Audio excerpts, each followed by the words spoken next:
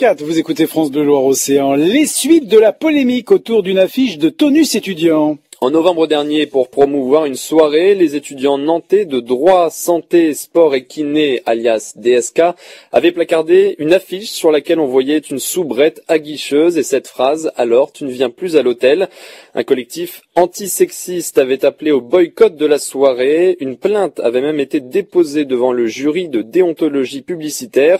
Un jury qui vient de rendre sa décision, Antoine Krempf. Résultat, l'affiche est effectivement jugée sexiste. Oui, dans sa décision, le jury de déontologie estime qu'indépendamment de l'affaire DSK, cette affiche d'un goût, je cite, douteux, véhicule un stéréotype réduisant la femme à la fonction d'objet sexuel. Stéphane Martin, directeur général de l'autorité de régulation professionnelle de la publicité, dont dépend ce jury de déontologie. Les professionnels ont toujours voulu éviter que la publicité représente la femme de façon dégradante et que même les intentions humoristiques ne pouvait pas excuser des atteintes à la dignité. Une décision qui n'a aucune valeur juridique, pas de condamnation à la clé. Ce jury est en fait composé de personnalités indépendantes du monde de la pub. Sa présidente, par exemple, est une magistrate au Conseil d'État.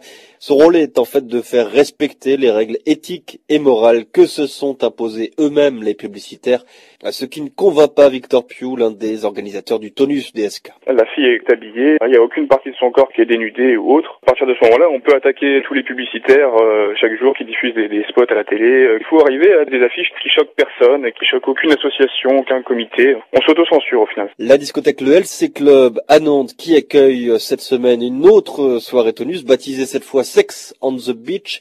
On y voit une femme de dos en maillot de bain, mais cette fois aucune allusion à l'affaire DSK.